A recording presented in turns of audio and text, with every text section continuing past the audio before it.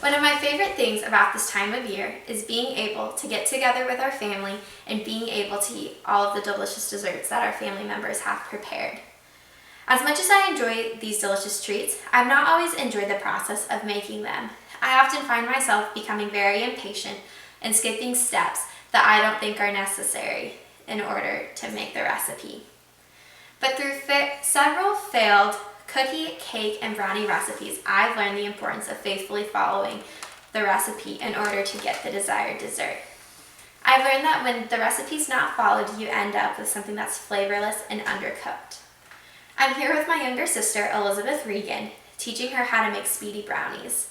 According to the Taste of Home magazine, this is one of the easiest brownie recipes to make because all these ingredients in front of us, you put into a mixing bowl, mix it together, put it in the pan, and just pop it in the oven. So it's one of the easiest brownie recipes from scratch to make. The first thing you want to do is gather your ingredients and utensils in order to make the brownies.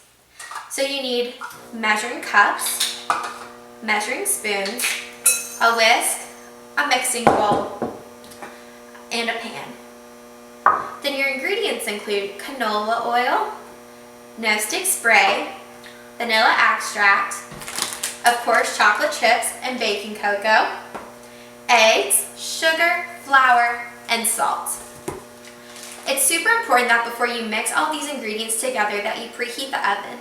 This recipe calls to preheat the oven at 350 degrees. So we'll preheat the oven and get started mixing our ingredients together. You want to preheat the oven first so that it has time to warm up. So once you're ready to put the brownies in the oven, you're not waiting 5 to 6 minutes for it to heat up. So first you want to pour 2 cups of sugar into the mixing bowl. And I have done that already, but you just take your measuring cup and measure out 2 cups of sugar. And then you need 1 3/4 cup of flour. So you take your 1 cup measuring cup, measure out 1 cup of flour, and then you take your other measuring cup and you do the 3/4 of flour. Then you add 1 cup of the baking cocoa. So you take the same 1 cup measuring cup and you pour 1 cup of the baking cocoa. And then you pour it in there. And then you get your salt.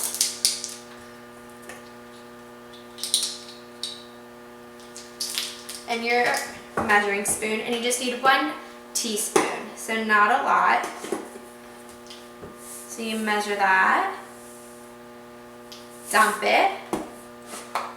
You need 1 cup of canola oil, and you want to do this last and your dry ingredients first, because once you get the measuring cup wet with a liquid, you can't use it again. So we did that. And then you need 4 eggs. And we're just putting all of this into 1 bowl.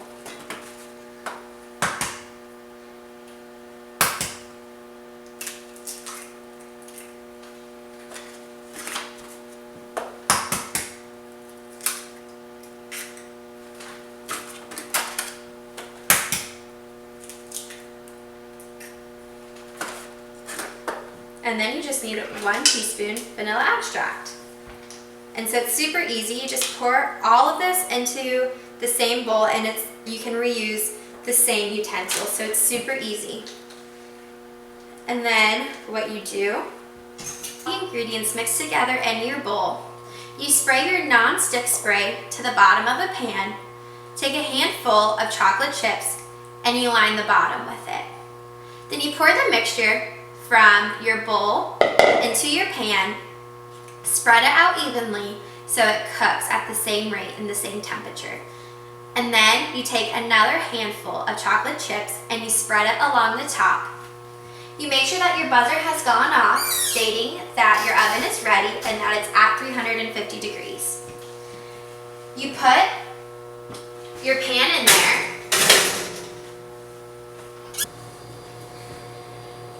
once you put it in the oven, you wait for it to cook for 25 minutes. So Elizabeth, explain to me what you did to make your mixture. Okay, so I got 2 cups of sugar, I got 1 3/4 of flour, I got 1 cup of cocoa, 1 cup of canola oil, 1 teaspoon of salt and vanilla extract, and 4 eggs. And then I mixed it together for 5 to 7 minutes, and then I sprayed my pan, and then I lined it with chocolate chips. And then I poured my mixture in the pan and covered it with chocolate chips on the top, and then I put it in the oven for 20 to 25 minutes or 350 degrees. Good job, Elizabeth.